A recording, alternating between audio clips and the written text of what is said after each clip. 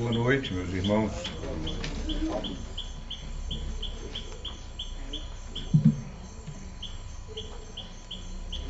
Hoje nós vamos conversar sobre o capítulo 2 do Evangelho segundo o Espiritismo.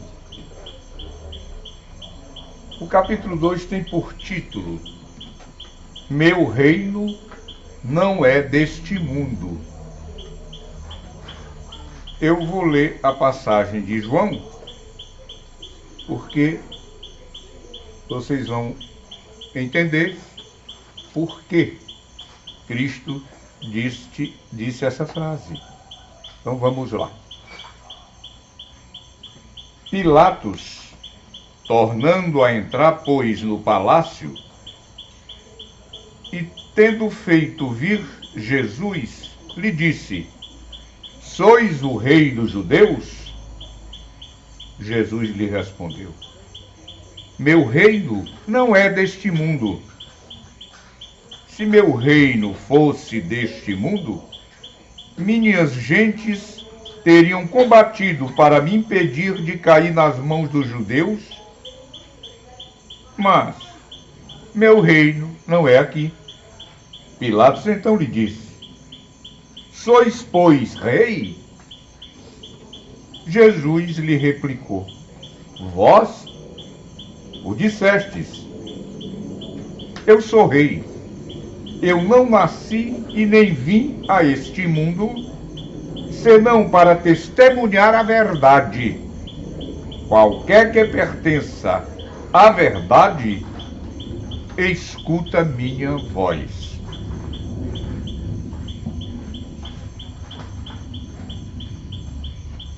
Os hebreus, os judeus desta época de Jesus, eles ainda não acreditavam numa vida futura. Acreditavam sim que tinha um Deus único, mas não que houvesse uma vida futura. Quando Moisés aqui chegou para orientar aquele povo que tinha saído da escravidão no Egito, povo sofrido, um povo onde tudo que via era o material. Ele só via esta vida, as coisas boas que aconteciam com eles, as suas vitórias nos campos de batalha, as coisas que tinham com eles em termos de material, de posse. Isso para eles era recompensa dos que obedeciam às leis de Deus, aquelas leis das tábuas de Moisés. E as vicissitudes da vida, as coisas ruins que aconteciam a eles, os sofrimentos, as derrotas nas batalhas, eram castigo. Por não àqueles que não seguiam, que não obedeciam às leis divinas. Era a época, todos vocês sabem, do olho por olho, dente por dente. Perdoar? Nunca. Vingança era a palavra de ordem. Chega Jesus. O objetivo dele era este: mostrar que existia uma vida além daquela terrena. E o caminho para se chegar a ela. Eis o objetivo dele. E que se só chegava a ela através do amor. Ele não modificou as leis, mas ele resumiu as leis divinas, as 10, em duas: amar a Deus sobre todas as coisas e ao próximo como a ti mesmo. E nós, fazendo isso, não precisa seguir as outras 10, porque todas dependem dessas duas. Então o propósito dele era esse. E ele chegou nos poderosos? Não. Ele poderia ter procurado os fariseus, porque os fariseus eram cultos, estudavam isso em relação ao resto do povo, estudavam as leis mosaicas, o Pentateuco, as leis de Moisés, que Moisés fez para educar mais o povo. Só que ele dizia que era uma lei também divina, que era para meter medo, mostrando aquele povo ignorante um Deus castigador, um Deus perseguidor para aqueles que não cumpriam as suas leis. E daí ele continua com o propósito dele, que era justamente isto: mostrar que tinha um outro reino. E para se chegar lá, teríamos que seguir os seus passos. Eu sou o caminho, a verdade e a vida. O caminho através dos seus ensinamentos. A verdade porque é aquilo que ele veio mostrar que de fato era a verdade. Que era o amor entre os homens. E a vida, porque a verdadeira vida não é esta que nós estamos passando. A vida é uma só, mas este momento que nós estamos passando é um momento que nós devemos usufruir para melhorarmos a cada vez que aqui voltamos para sermos anjos. Porque os hebreus acreditavam em anjos, mas eles não acreditavam que nós, um dia, pudéssemos ser anjos. E vamos todos ser anjos. Uns com menos tempo, outro com mais tempo, dependendo do nosso grau de evolução espiritual.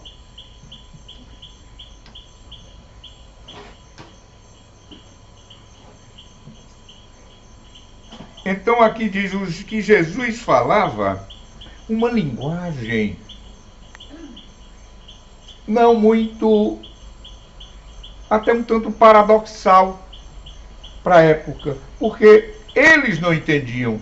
E era costume deles, sempre que fossem conversar, fossem palestrar nos sábados nas suas sinagogas mesmo, dia de sábado, que é onde eles se reuniam para ler e estudar o Evangelho, eles procuravam um exemplo, uma historinha, para tornar a coisa mais clara.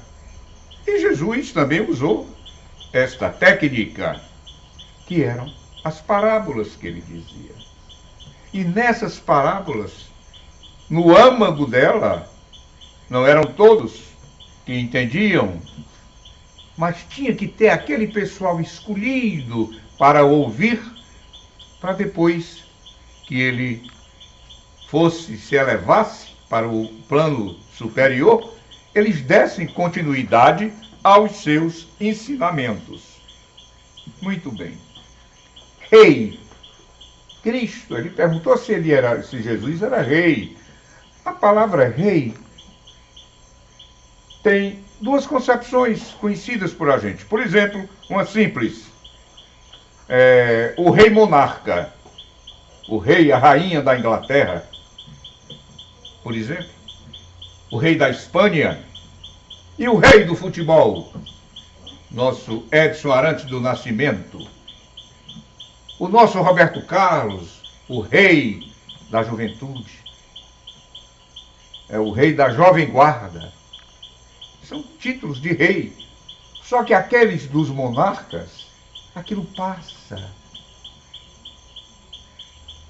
E o rei ou príncipe dos poetas sempre fica. é imorredouro.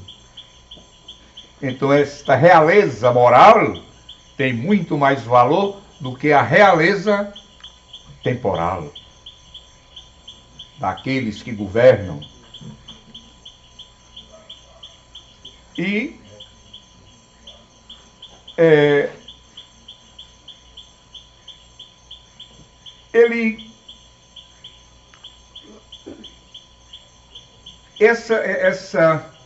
essa ideia desta vida futura, que nós falamos no começo, nós agradecemos muito a doutrina espírita, porque tem um quê? Antes do advento do espiritismo, muita gente dizia, ou todos os cristãos diziam, acredito na vida futura. Tem uma vida futura. Quando a gente morre, a gente vai sentar à direita do Pai. E só. Quer dizer, uma coisa solta. Será que o indivíduo que não seja um homem de bem vai se sentar à direita do Pai igual a um homem de bem? É uma coisa um tanto quanto sem sentido. Mas a nossa doutrina explica que nós temos um espírito e que esse espírito, ele evolui. Esse espírito se purifica. Nós sabemos que tudo é energia e que essa energia, ela vibra de modos diferentes. Então, aquela vibração de uma coisa boa e de uma coisa ruim, não dá. Não marcham na mesma cadência, então não se completam. Então não se olham, não se veem um ao outro. Então aquele indivíduo que não segue as leis morais não pode estar no mesmo local daquele que segue-as. Há uma incompatibilidade, não há afinidade entre esses espíritos. Olha como é fácil a explicação. A gente falando com um cristão da religião católica, ou um batista, ou um protestante, como se chama, eles não vão aceitar isso. Tem deles que aceitam, mas não exteriorizam por dogma. Mas um dia nós vamos chegar lá, que eles continuem com a religião deles, é o que nós pedimos, mas que eles entendam isto, porque não tem nada de maléfico, muito pelo contrário, as coisas se tornam mais claras. Quantas pessoas se derramam em lágrimas na perda dos seus entes queridos, nunca mais nós vamos ver. Como é que existe a morte? Isto é a coisa pior que pode acontecer, embora sabendo que ninguém escapa dela. Já o espírita não pensa assim. Com esta explicação que Jesus veio dar, que não é, que o reino dele não é esse, é para mostrar-nos justamente isso, que a vida é uma só. Ela é imorredoura. A morte para nós não existe. É uma passagem somente. Agora, a caminho do reino de Deus, porque ele está lá. O convite está feito. Só que nós vamos viajar, sim. Mas tem que prestar atenção o que é que nós vamos levar nessa mala. Ela tem que ir bem leve, para não atrapalhar o nosso voo. Ela tem que ir leve de quê? de coisas ruins, de inveja, de orgulho, de ciúme doentio, de vingança. Não pode ir, porque paga imposto para isso. Vai pagar imposto. Ela tem que ir até pesada, e muito pesada, de virtudes. Por quê? Porque não paga imposto. Muito pelo contrário. É um pesado que se torna mais leve para a gente nessa nossa subida, nessa nossa busca para chegarmos lá. E dessas virtudes, vocês sabem qual a maior. Eu não vou dizer. Que é a própria caridade.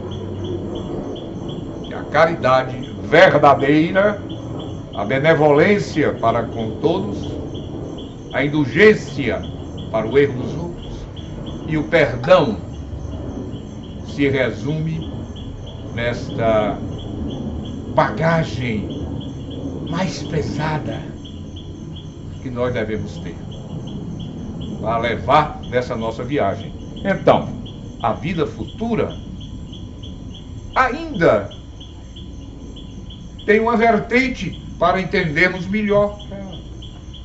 Eu fui pecador, cheio de vício. E aí? O que eu faço? O que é que eu vou fazer? Eu vou ficar estacionado em determinado canto. É uma escada. Eu fico no 3º degrau. E meus amigos, o pessoal está tudo lá no 10º degrau. E eu não vou ficar marcando passo, eu não vou subir. Aí é também uma explicação de que eles não aceitam essa coisa tão clara e tão lógica.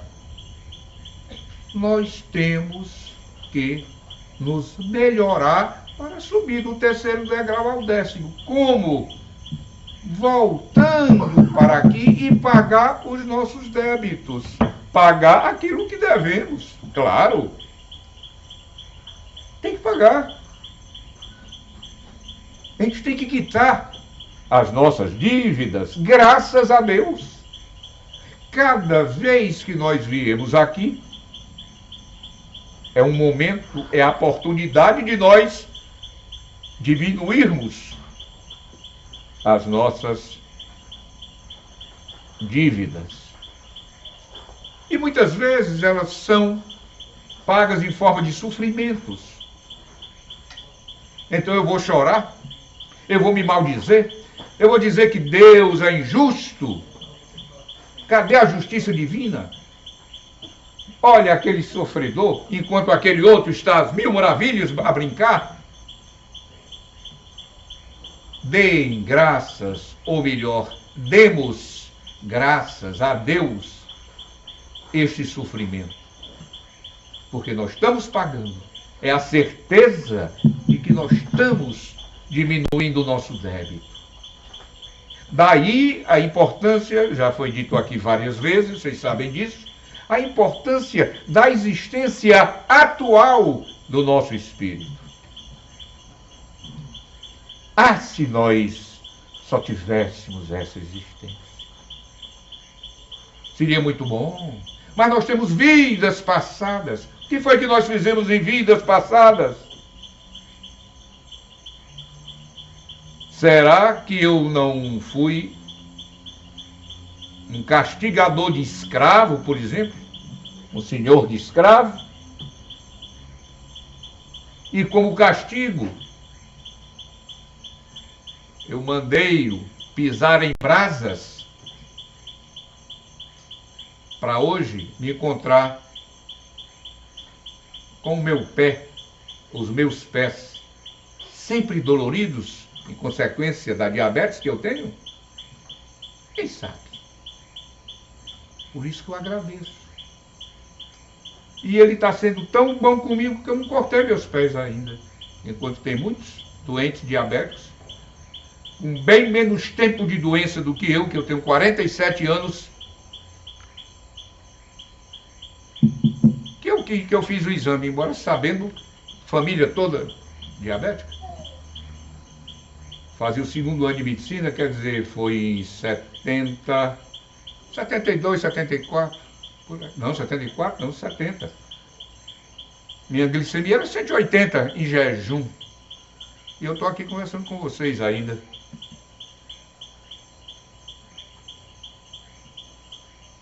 Agradeço a Deus. Quantos não já estão bem aí?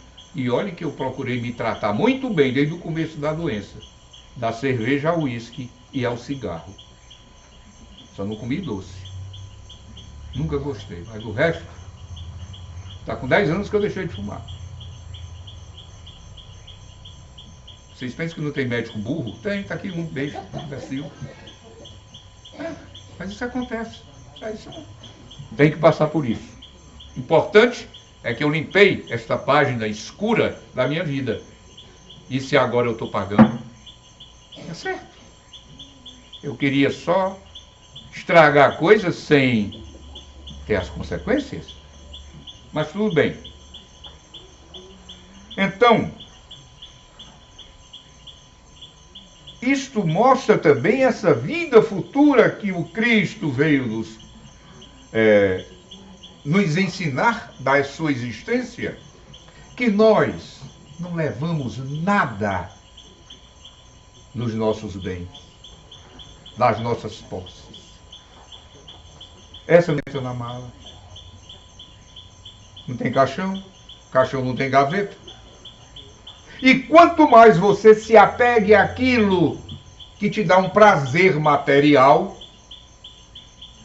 quando tu chega a tua hora, mais tu sofres. Porque quer voltar, fica vendo aquele carro que eu comprei um dia desse, bem novinho, aí vai pegar no carro, entra no carro, liga e nada. Aquilo maltrata. Maltrata. Agora, aquele que tem uma orientação da doutrina numa casa espírita, como todos nós temos essa oportunidade de entender a coisa, não vai sofrer. Não vai aprender a não dar esse valor todo exagerado material. Viver bem, sim. Temos que procurar viver bem. Olha a lei do trabalho. Agora, os excessos é que não devem ser cometidos. É esquecer o da vida espiritual, da outra vida, desta vida aonde Jesus está, em detrimento das coisas mundanas, das coisas tristes que se mostram alegres, dos desprazeres que se travestem de prazer. Falsa felicidade. Porque a felicidade nós vamos encontrar lá. Mas para isso, repetindo, nós temos que estar vibrando de acordo com os espíritos superiores. Então, vamos aproveitar esta existência da gente, a minha com certeza em relação a de vocês, já bem mais curta, porque eu tenho 70 anos, e a média de vida hoje do brasileiro era bem menos, já está 80, não é? Mas com essa minha malazinha carregada de coisa que eu não deveria ter carregado, aqui, adquirida aqui e de outras vidas, mas, como eu já falei, não posso reclamar. Então, para isto, a reencarnação é necessária. É necessária para que nós nos depuremos mais. E aqui a gente vai fazer uma análise da consciência, um autoconhecimento, ver onde é que estão as nossas falhas e procurar melhorá-las, sempre com aquele propósito de pedir sempre a Jesus Me ajuda a fazer uma caridade hoje. Só quem ganha é quem... Ou melhor, os dois ganham, mas o ganho muito maior é de quem faz a caridade e não de quem a recebe. Para terminar, para ficar bem gravado para vocês, eu vou ler a Instrução dos Espíritos. Só é uma. Esse capítulo só são 2 páginas, muito pequenas. Uma realeza terrestre. Isto aconteceu numa reunião espírita, onde a entidade se apresentou. Era uma rainha, uma nobre, respeitada. Ao passar, todos a cumprimentavam respeitosamente. Tinha tudo. Tudo. Não precisava de nada. Riquíssima. Terras, joias, escravos. Vamos ver o que é que esta jovem falou. Quem melhor do que eu poderá compreender a verdade destas palavras de nosso Senhor? As palavras que ele respondeu, que o reino dele não era deste mundo. Meu reino não é deste mundo. O orgulho me perdeu sobre a terra. Quem, pois, compreenderia a insignificância dos reinos deste mundo se eu não o compreendesse? Que carreguei comigo da minha realeza terrestre. Não veio nada comigo. Deixei tudo na terra. Nada. Absolutamente nada. E como para tornar a lição mais terrível, ela não me seguiu até o túmulo. Rainha, eu fui entre os homens. Rainha, eu acreditava entrar no reino dos céus. Que desilusão. Que humilhação, quando, em lugar de ser ali recebida como soberana, vi acima de mim, mas bem acima, homens que eu acreditava bem pequenos e que desprezei porque não eram de um sangue nobre. Então eu compreendi a esterilidade das honras e das grandezas que se procura com tanta avidez sobre a terra. Para se preparar um lugar neste reino, é preciso a abnegação, a humildade, a caridade em toda sua prática celeste, a benevolência para com todos. Não se vos pergunta o que fostes, que posição ocupastes, mas o bom que haveis feito e as lágrimas que enxugastes. Ó Jesus, disseste que teu reino não era deste mundo, porque é preciso sofrer para alcançar o céu, e os degraus do trono não nos aproximam dele. São os caminhos mais penosos da vida que a ele conduzem. Procurai, pois, seu caminho através das sarças e dos espinhos, e não entre as flores. São esses sofrimentos que nós estamos pagando, que nós estamos nos depurando. Isso, sim, é que facilita a nossa chegada. Os homens correm atrás dos bens terrestres, como se os devessem guardar para sempre. Mas aqui não há mais ilusões. Eles se apercebem logo de que não agarraram senão uma sombra e negligenciaram os únicos bens sólidos e duráveis, os únicos que lhes são de proveito na morada celeste, os únicos que podem a ela lhes dar acesso. Tende piedade daqueles que não ganharam o reino dos céus. Ajudai-os com as vossas preces, porque a prece aproxima o homem do Altíssimo, é o traço de união entre o céu e a terra. Não o esqueçais.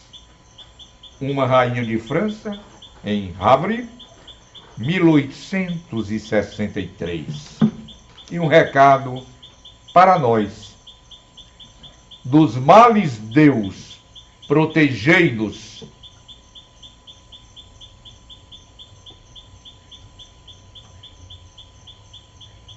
Que caiam todos os muros para adentrarmos teu reino quando formos seres puros. Que a letra está muito ruim. Muito obrigado e boa noite para vocês.